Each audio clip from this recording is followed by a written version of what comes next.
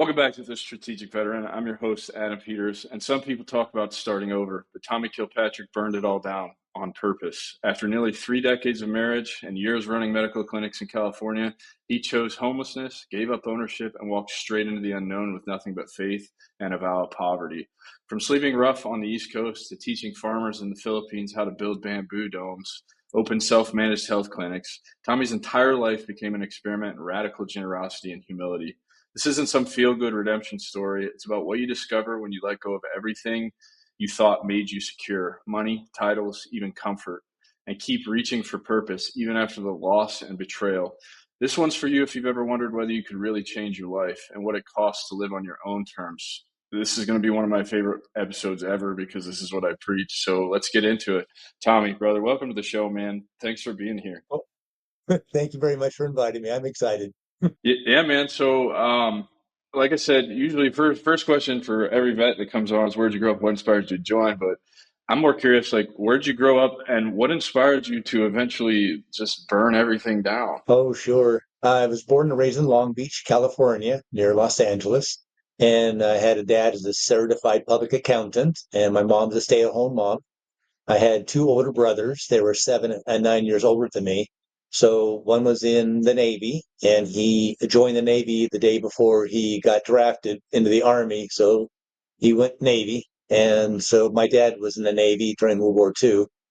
And so when I was 10, I was baking and shipping cookies to Vietnam. And I had quite an interesting life in a sense of knowing about military, knowing about Vietnam. My brother came back. He was on the aircraft carrier Risky and the Ticonderoga.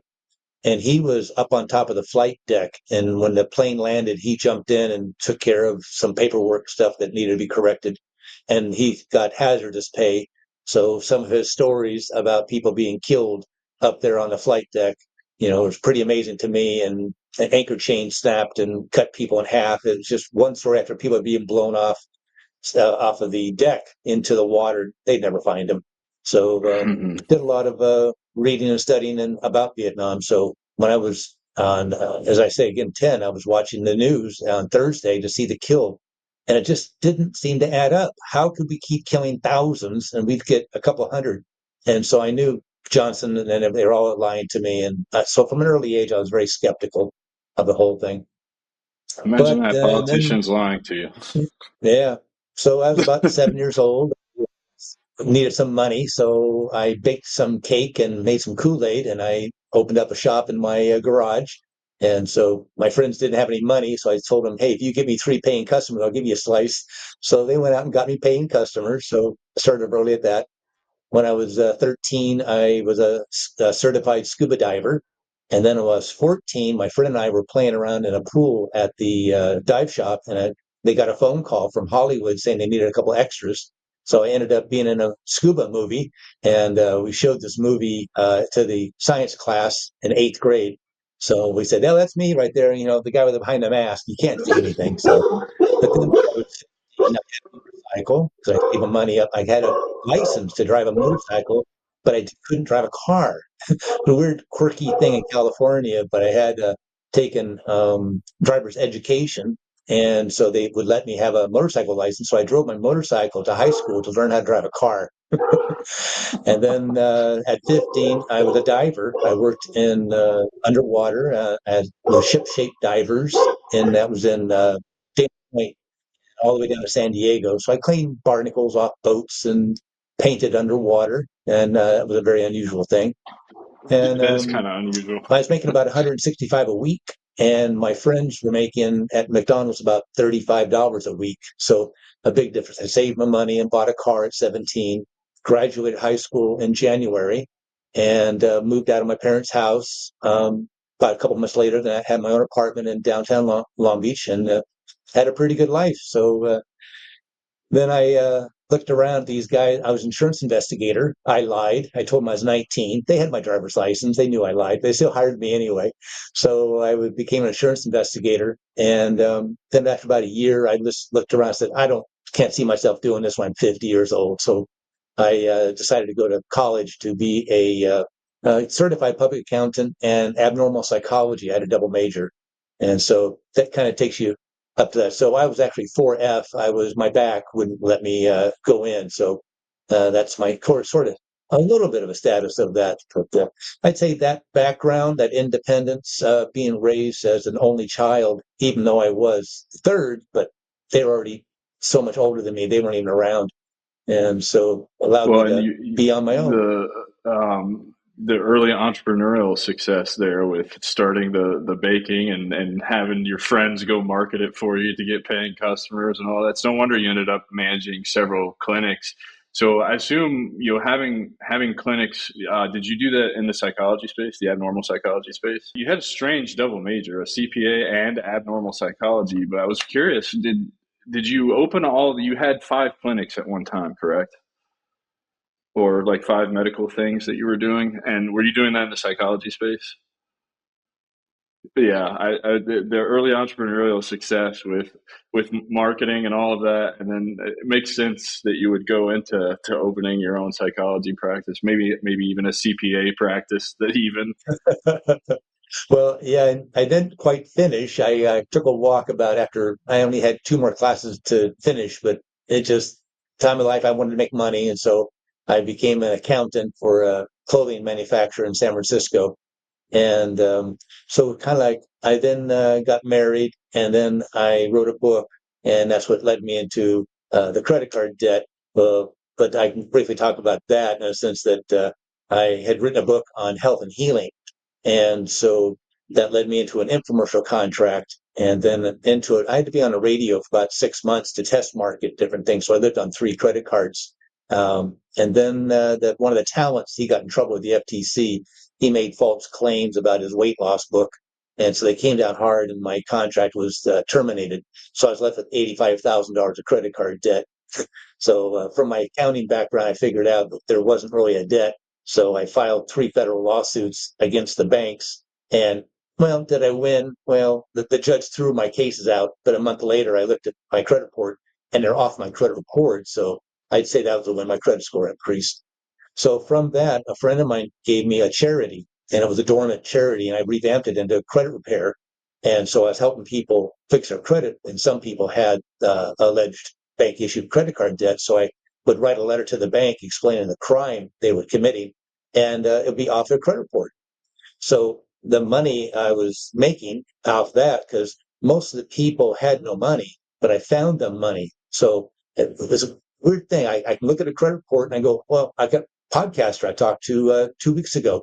He has $20,000 available to him. He didn't even know he had. So I usually found people money, and so they would donate part of that to the charity, and the charity financed the medical clinics. So these were self-managed medical care clinics, kind of like think of a gym, like a gym membership. So people would come into the place, and it was relaxing music. We had the lighting a little bit subdued, and we would do things to help them increase their energy in their body. And they put their feet in a bucket of water, and we had an electrical device. It was an ionizer, and it would put energy into the body and remove their pain. And then we had different chairs, must give a massage, a bed that gave a massage, high, far infrared dry sauna, a lot of different wacky little things you've never heard of and seen of, but they were relaxing.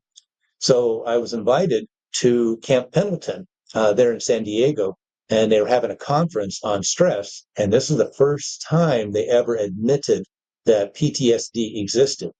So without permission, I ask, it's better to be forgiven. I didn't know. So I brought a lot of my things from the clinic to this on base.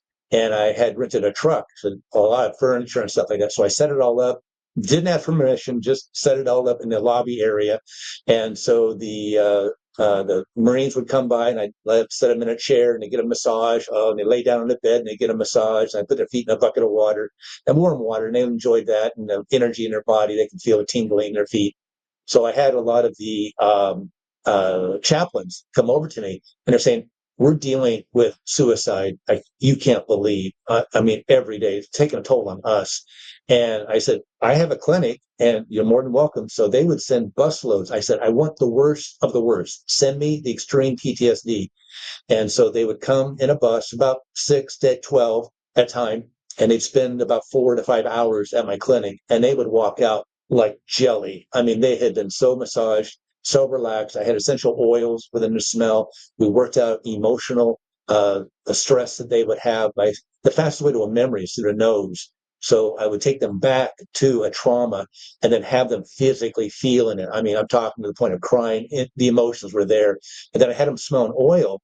So, and then I flipped the emotion, the opposite, and then say a phrase, and they would come out of it. And so it's kind of like an associative memory. So the last thing so you're doing fine. And all of a sudden you smell something like the rain coming off the pavement. And all of a sudden that smell takes you back to Nam, takes you back to the firefight, takes you back. And the next one is the relaxation and the peace. And so, yes, you can have these memories, but they don't stop at that one with the stress. It stops with the last one you had was relaxation. And they found my clinic was the most effective they've ever had. And I never got a contract. I never got to sit down with anybody. And later on, I found out this guy named Duke, can't remember his last name, but he was a congressperson from the San Diego area, and he was taking bribes.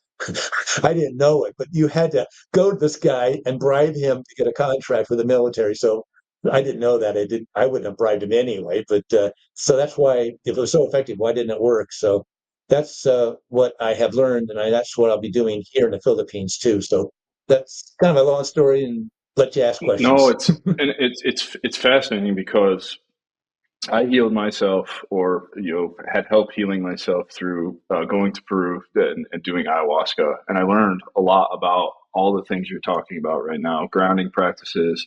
The ocean is my big grounding place. I live 17 miles from the beach. If I'm having a bad day, the second I cross the causeway over the river and get to what we call beachside, everything in me starts to shift, and it gets progressively more intense as I get closer and closer to the beach. So by the time I'm in the parking lot, it's almost like I'm excited like a little kid again. And then my feet touch sand, and I hate sand. It's like the contradiction of like loving the beach, but I really, really hate sand. I don't like sand between my toes. I don't like when you get out of the water how it just sticks to you, and it's this weird.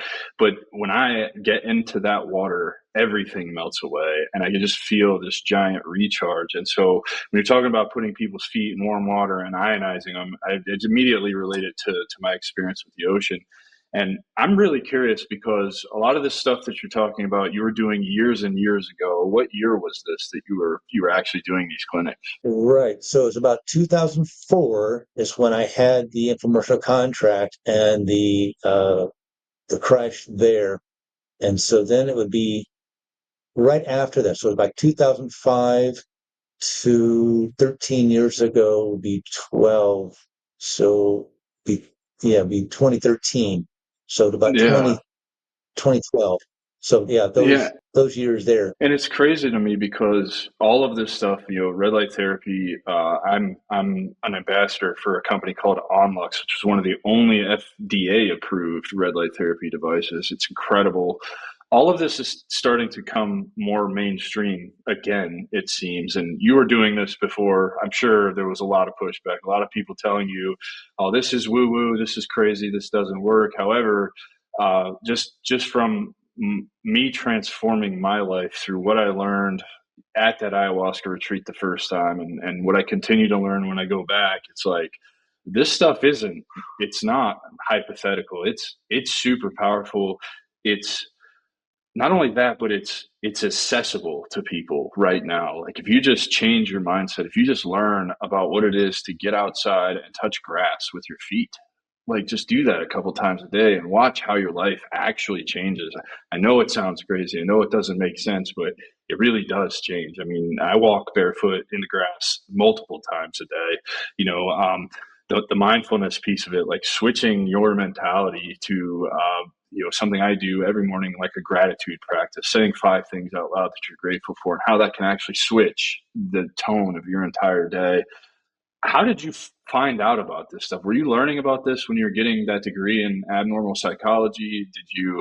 Did you just stumble upon it and was like, let me try this? Like, how did you fall into, starting these clinics, finding these different modalities? Because I very much, even right now, even though it is becoming more mainstream, I feel like there's still this label on this stuff. Like it's taboo. it's woo woo or crazy, or you're a hippie if you do this stuff. And I mean, that's fine if I look like a hippie now. So if you want to call me a hippie, call me a hippie. But at the end of the day, I feel like, and this isn't an ego thing. This isn't to spite people. I just genuinely feel like I live a better life than most people because I practice these things. Yeah. Basically, that's what it's all about is power and control. I've written a book on the human owner's manual, and you think, why isn't anybody written an owner's manual? You get one for a crock pot, and it tells you don't do this, don't do that, and how to clean it. But it doesn't do any good for a guy who doesn't know how to cook. But if it came with a recipe book, well, then I can cook. I can great. I don't like the certain seasoning. I can change it to something else, and I can put the food in the pot and come back after a day and come back home and it's all cooked. So that would be great for a crock pot. So why don't we have one for our life? Why wasn't your mother given an owner's manual for this human? So that's what I've kind of written. It's not published yet, but I'm working on it. It's the presentation. I've written it many times, but just how is it going to come across to the public? So that's what I'm working on.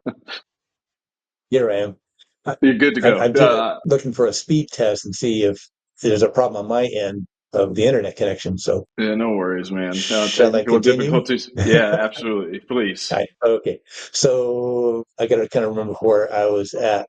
For the owner's manual for the human. It's not finished yet, but you Oh, just so the owner's manual. Right. So, yes. So in my owner's manual, I have 14 axioms, and those are things that you don't have to prove. And so number 13 out of 14 is power and control. It's always about power and control. And then I have 10 forks. And the last fork is, are you in control or out of control? So I like to be in control and I like to have power and control. So that's the foundation of my clinic. It was to get away from everything you said, all the negative things. People would walk in. Well, here, for example, I had the clinic open and it was very nicely done. So people would walk in, and this lady was referred to me by her massage therapist. And so she went to her massage therapist and she said, I can't do a massage now because I got breast cancer. And she said, well, go see Tommy. Okay. And so she came into my clinic. She's looking around going, what is this place? So I said, come on in, have a seat. And she told me her story that she was just diagnosed with stage 3 breast cancer. And the surgeon said, if you don't cut this breast off in 3 weeks, you'll be dead. So she was quite concerned. That's why she didn't want a massage to spread the cancer. So she sat down and put her feet in a bucket of water, and we put an ionizer, which is basically electrolysis. You know, it's just something simple. It's been around for hundreds of years. And I can send you a picture of 1910.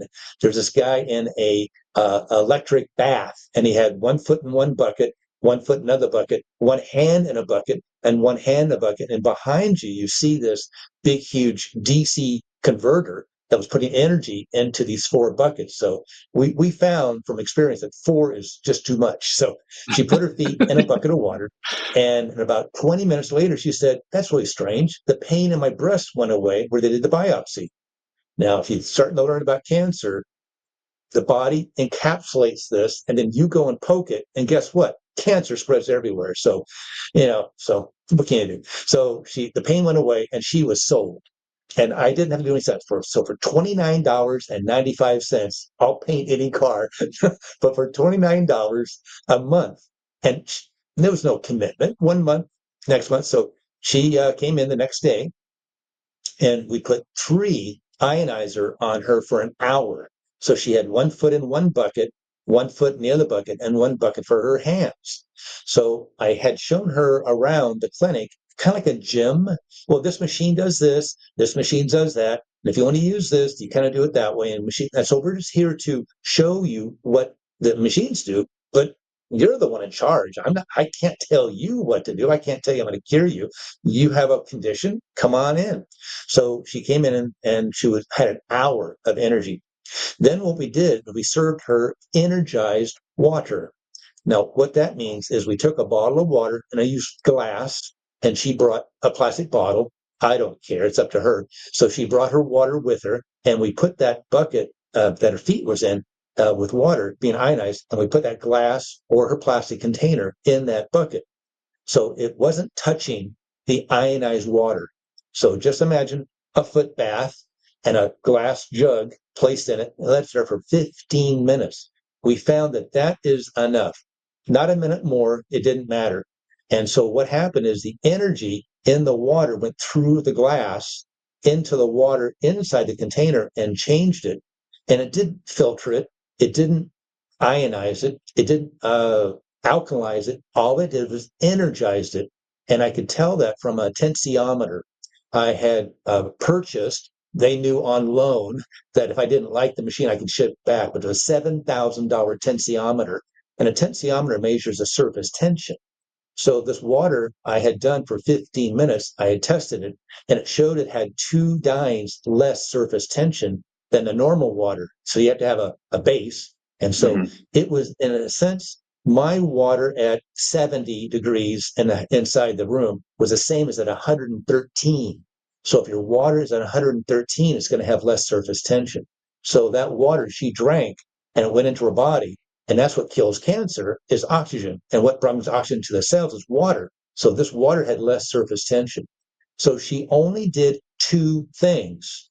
She did the foot bath ionizer and she drank the water. And then she'd always bring a bottle of water with her and she'd drink that at home. So 34 days later, now sometimes she'd come in and have 1 foot done, sometimes hands and feet, sometimes twice a day. It's your gym, so you come as often as you want. And so 34 days later, she had the breast removed, and they found no cancer anywhere in her body, none.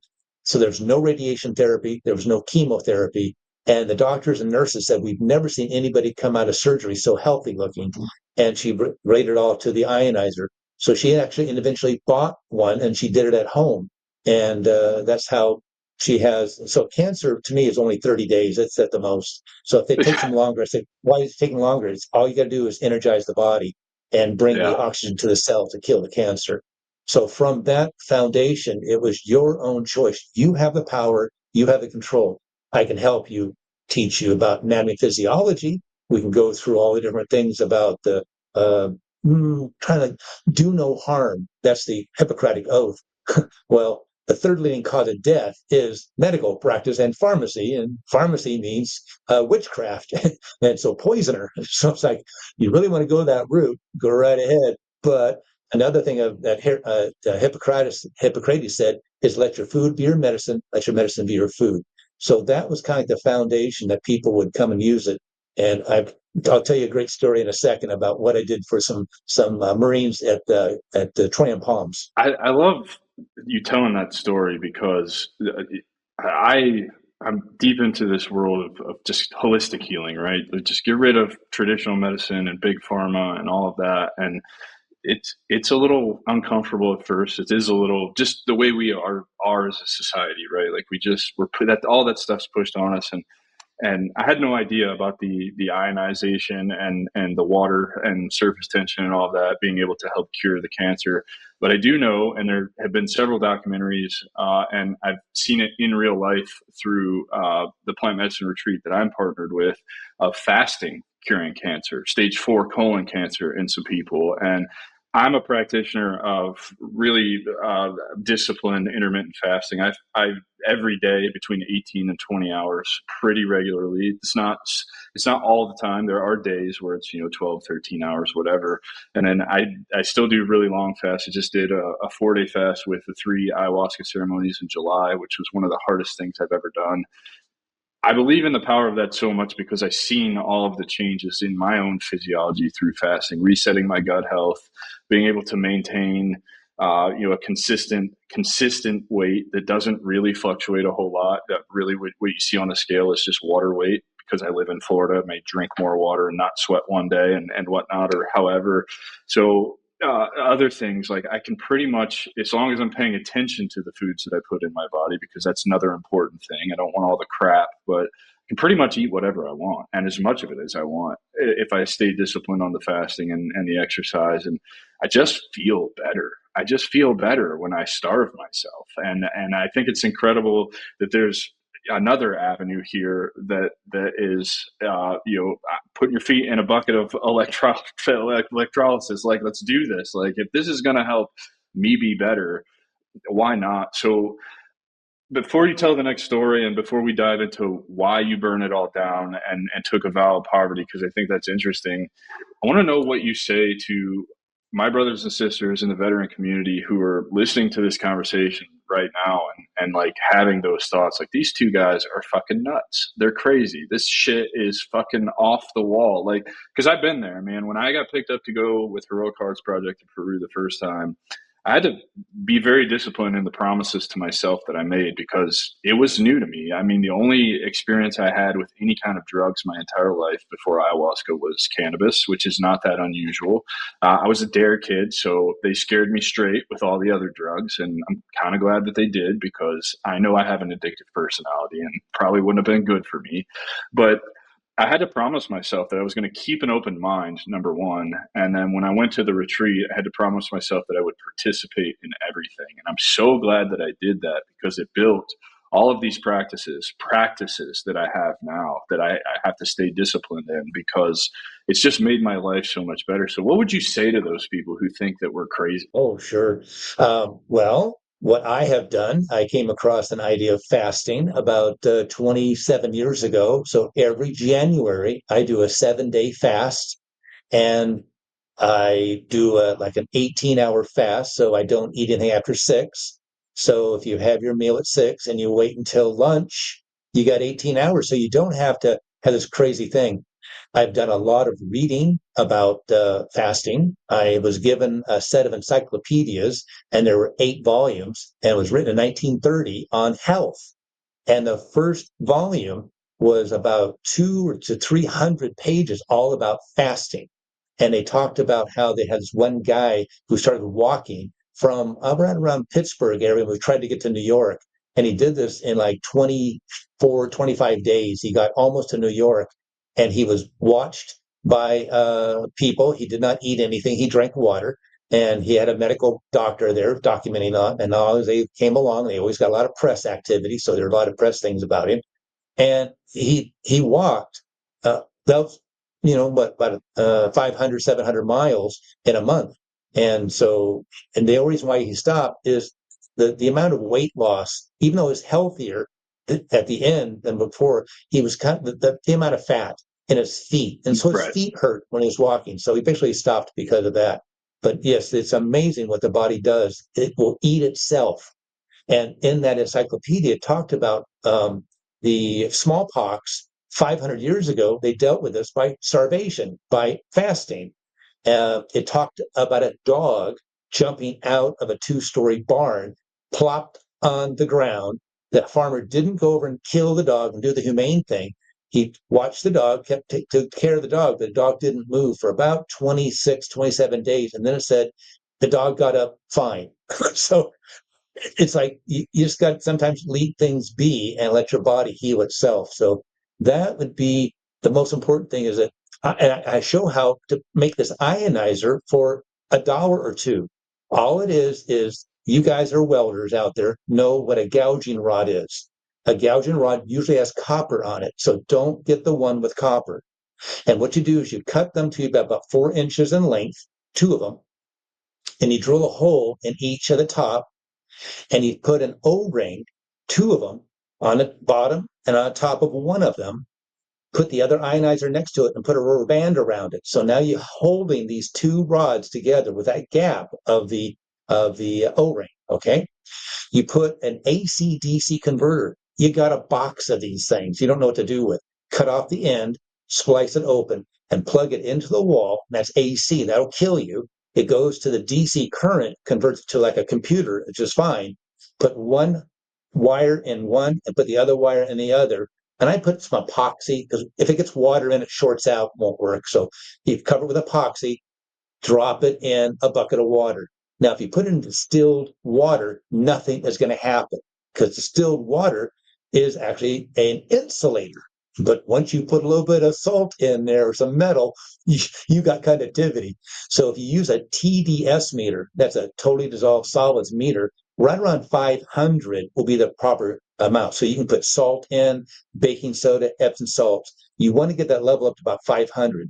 And once you see it bubbling, you've got it. So once it bubbles, and what's happening is it's taking water and breaking the bond. And what you're having is hydrogen and oxygen coming up. It's a fuel cell.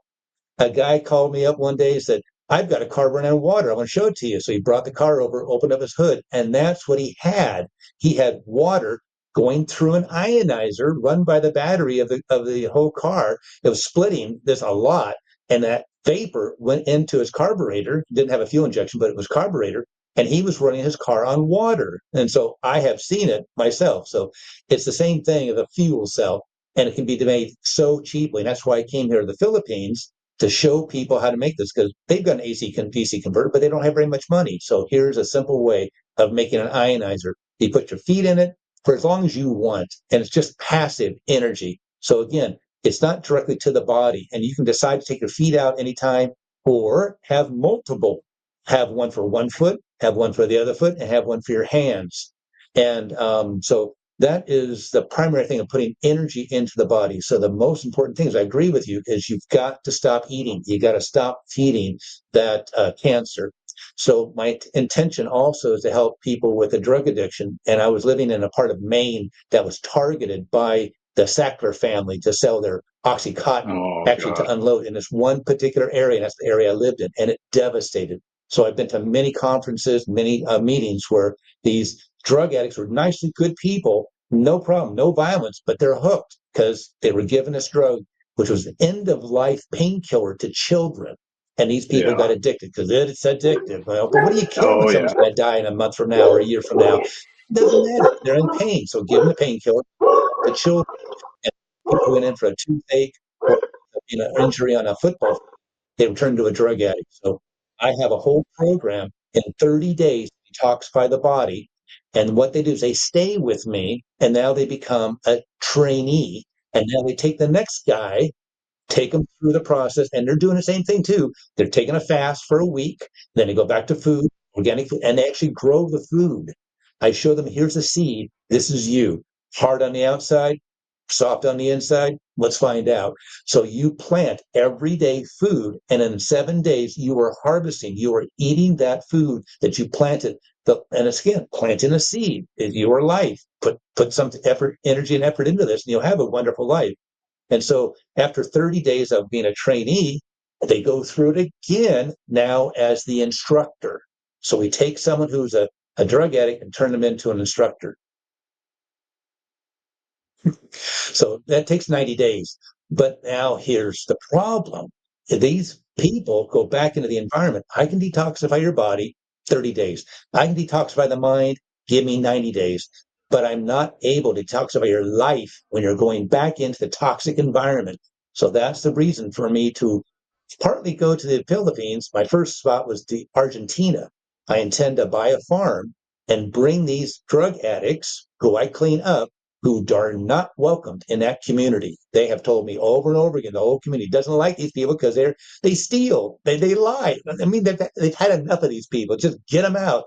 So I have a particular judge who is the state drug court, and he will agree to give them a conditional pardon, because I need to get them a passport. And with the conviction, they're not going to get it. So with a conditional pardon, I get them a passport, and I take them to Argentina to live on a farm, to learn how to be a man, how to grow their own food, how to dig a well, how to get the water, how to build their own house out of bamboo or anything. And that's the whole thing. And how to live your life as a man, independent, and not have that yakety woman telling you all what to do. No, we got to detoxify Yeah. ourselves from toxic women. So if they stay there, they get a new life, they get a new name. So if you talk to them about, no, that guy died, he's that drug addict, he's not me. This is my name. I have chosen. This is the reason why I've chosen these names, and this is who I am. And so if you invest $7,000 in a business, let's say import export in Argentina, in 2 years you get a passport. Oh my God.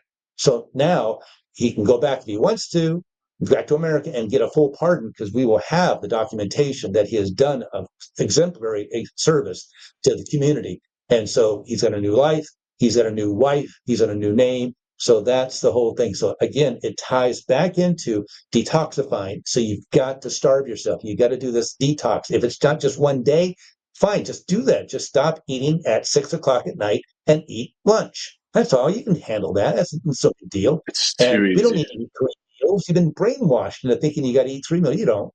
And Yeah, so then the I like to tell detoxification people that and we have unprecedented access to food. If you think about just biological evolution as human beings, you used to have to go expend an incredible amount of energy to get your dinner. You know what I mean? Like you weren't eating meat every single day. Like it's just not. It wasn't a thing. And I'm telling you, just is fasting hard? Yeah, it's absolutely hard. It's really hard in the beginning when you first start picking up the practice, but over time, for me, at least my experience, when I started fasting, the longer I would go, when I'd start getting into the long ones, and then I'd go to the gym and like get a good workout in at 36 to 48 hours fasted. The beginning of the workout was brutal, but by the end of it, it's by far and away the best workout I've ever had. I feel like the most accomplished. I can genuinely feel things happening in my body, and it's like, man, how could I not just keep doing this? And it's just like you're saying, and fasting applies to everything, not just food, but like the signal noise ratio. Everything is noise in the world right now. Everything is noise in the world right now, particularly here in the United States right now today. It's just so much noise and so much just negative energy floating around, and you need to learn how to kind of fast that out, to block it out, determine what serves me and what doesn't serve me, and like really look inside yourself to see like, is this doing me any good, or like, is this sending me 3 or 4 steps backwards on all the things that I'm trying to do. And I just love this conversation, man. So let's dive in. Like you decided to just, you took a vow of poverty and you just burn it all down. Like how did you end up there, and what was that like? Because I haven't actually done that kind of the way that you did it, but as I started to get into this work and started to just accept the fact that I'm not built for corporate America. I don't fit into that box of society, and I don't want to fit into that box of society. I started building this brand and doing some other things. This has created opportunity for me, which is incredible, and I love it so much. I don't make money on this, and I let go of my attachment to money, and I'm happier now not making money than I ever have been chasing money. And it's I just I respect what you've done. I understand it on a level that I don't think anybody or most people listening to this will understand. So I want you to voice your own experience in that. Like, how did you get there? How did you make the decision, and what have been the benefits of you making that decision? Oh, yeah. Well, about 13 years ago, the wife of about 30-year marriage said, get out and take the dog with you. So the best thing that ever happened to me. So I had years of marriage. I started collecting. It's the demand to make the money. We make the money and they spend the money. So there was never enough. So I had to keep making more and more and just put so much stress on me. And I'm going, what's this all for? Why am I busting my balls for all this stuff? And she came up with, there's no reason. So when she let me go, which was a great thing, I had the opportunity of giving her everything. I walked away from everything. Wasn't involved in a divorce. I gave power of attorney to a friend of mine, and then he handled everything. I didn't even care. I took a walk. And so I took a vow of poverty. So I have never been poor. I have been a very lucky guy and upper middle class, always had anything and everything. So I thought this would be a great chance to see what it was like to be hungry at the end of the day and not have a place to stay. So even though I had a dog, I was never dirty. I was never a drug addict and stuff like that. So I always worked. I never took charity. People offered me to put me up in a hotel, and I went, no, let me do something for you and you can do something for me. So the first stop was in Sedona, Arizona, which is extremely healing. Oh my gosh. So I had gone to a farmer's market and I saw this lady with a whole bunch of bread. So I walked around. By the time I got back to her table, almost all of it was gone. Going, how did she sell all this bread? The place wasn't that busy, but people came to her table, got the bread, and left. And so she explained that they are evangelical Christians, that she has 7 children from 2 to 14. They have been on the streets for the last, say, when the child was 2, they got this house. So they had this infant, and then they moved into this house because God gave them a vision to open up a bakery out of their home. And in Arizona, you can legally have a home bakery. So I said, I'll give you a year. What's that? So I did have some money for my business, but I left the wife with everything. I had nothing. I left all my wealth behind. I had 5 medical clinics, and I had a charity, which was doing extremely well. And the company that was producing the ionizers, I just took a walk of everything, but I had some money. So I bought a motorhome. So I lived in a motorhome and I became a baker. So I learned all about bread and baking bread. So the difference of us was that we took the wheat berry and crushed it into using a mill into flour. And so normally you age the flour and you make a consistent product. And we didn't do that. We crushed it and we baked it, and people ate the bread. And people would walk up to the table and say, "Oh, I'm gluten intolerant." I said, "Try this bread. I guarantee you, if you have a problem, I will give you your money back next week. No problem." And every single person took me up on that offer, came back, said, "I can't believe it. I can eat your bread. I can't eat any, but why is that?" And I said, "We crush it. We have all the nutrients in that bread. And the only way you can really get the nutrients is by baking. So this grain, you have to bake it to then get the nourishment. And so you're getting a nourishment just like they do in Europe." And they would say, "Yeah, I would say, I could eat the bread in Europe, but I can't eat the bread here." Why? Again, they're using that adulterated flour. So that's how I got started there. And I could see the power of prayer. So they would pray for things and magical things would happen all the time. So that convinced me to walk in faith with God. And that's what led me on the path. So I didn't have, after a year, I gave them everything. I gave them a motorhome. I took my pockets and emptied them out. To tell you a quick little story about my son was in preschool, and he's 37 now. So when he was about 4 or stuff, he was at a friend's daycare. And so I stopped by to watch, and they were in a circle. There were about 5 kids, and there was a teacher and my friend. She was sitting on the floor, and they're all in a circle, and she was passing a penny. Then all of a sudden there was 2 pennies. Then there were 3 pennies, and then there were handfuls of pennies. And the kids were giggling and laughing, picking up piles of pennies to pass to the next one. And so she says, "Okay, everybody stop. Hold on to 1 penny. How many do you have?" 1. Here's the story. Pass the penny, you get many. Hold the penny, you don't get any. So my whole viewpoint from that day forward was to pass the penny. So I passed all my pennies to the family, and when I got into a car to drive to Michigan, which was my next stop, they handed me an envelope of money. So they didn't know I was going to do that, and I didn't know they were going to do that to me. But again, so that lasted me several months, and so I ended up in Michigan, and I was headed east. That's what God said, is to go east. So I was heading east, and so that's where I came across this guy. And he told me about couch surfing. I'd never heard of it. So he had a computer. I didn't. He lifted up, and there's couch surfing. There's a guy nearby that would offer you a couch. So he offered me a couch, and I slept at his place. And then he told me about wolfing.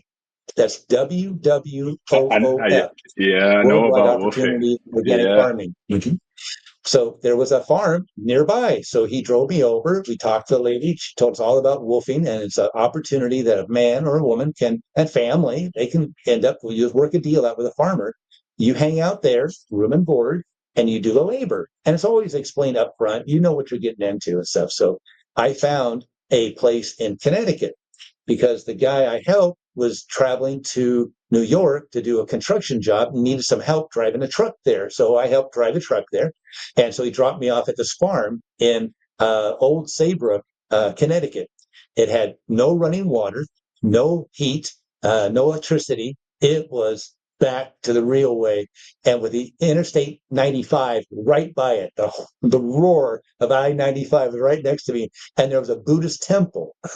So this guy had this family farm that he never put electricity on or any kind of water and stuff.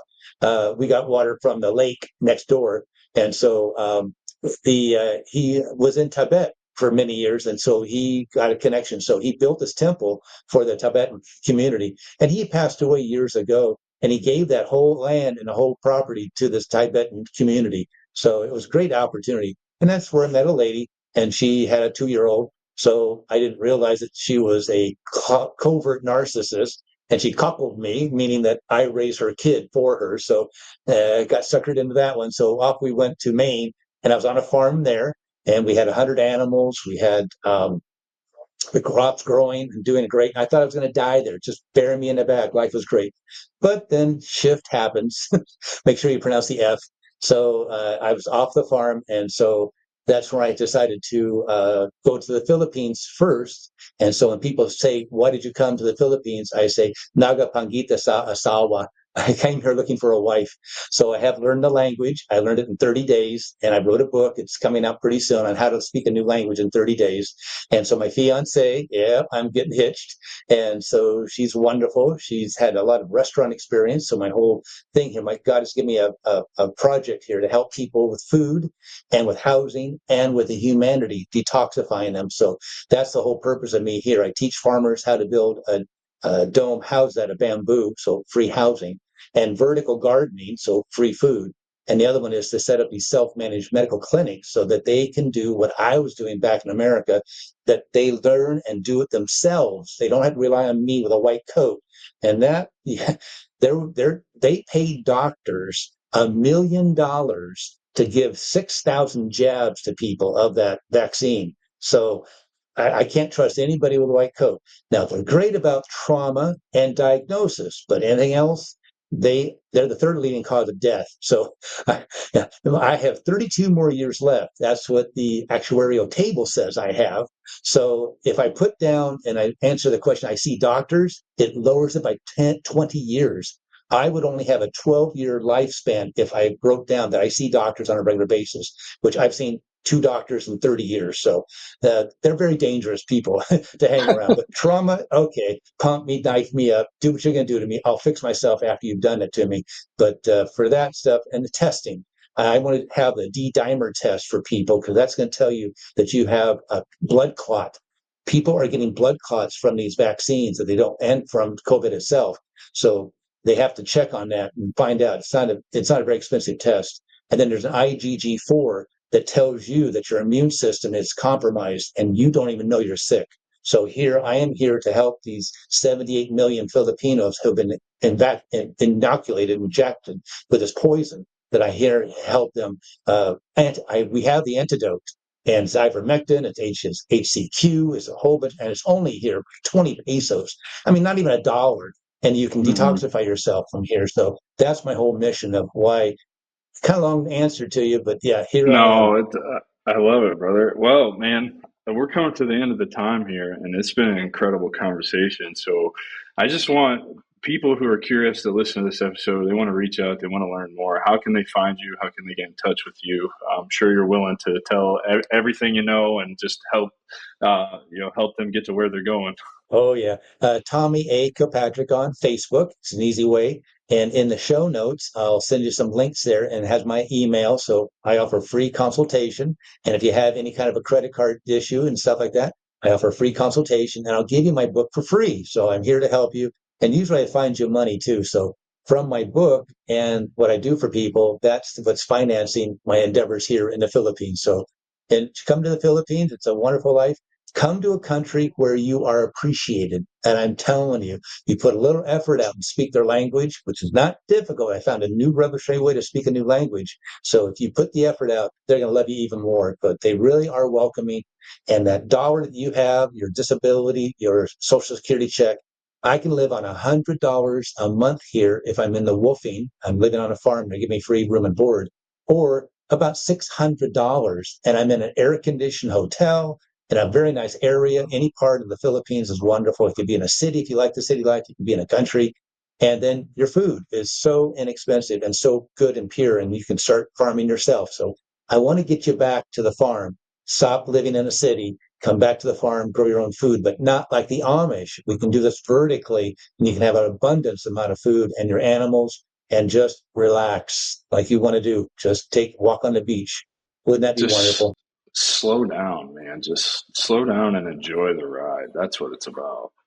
That's it. It's a journey. Tommy, I really appreciate you being here today, man. Thank you for just telling your story and sharing this work with everybody because I know what it did for me to fall into this kind of work along the same vein, and to really start paying attention and taking care of yourself and what you want. And so I really just am grateful that you were here today to share with us what you got going on. And make sure all that stuff's in the show notes. Everybody, this is Tommy A. Kilpatrick. Please like, rate, review, subscribe, and download. And we will see you guys next week with another awesome episode. Take care, everybody. That's our show, and I'm truly thankful you've joined us at The Strategic Veteran. If our conversation today sparked curiosity, or if you're ready to elevate your game, I'm here to help. Visit thestrategicveteran.com for exclusive show notes and resources, or to book a coaching session directly with me. Take a moment to subscribe to our podcast and share your review. Your support makes all the difference. For more insights and daily strategies, let's connect on LinkedIn and keep the conversation going. Remember, this isn't just a podcast, it's your strategic advantage in action. Until our next rendezvous, stay bold and continue the mission.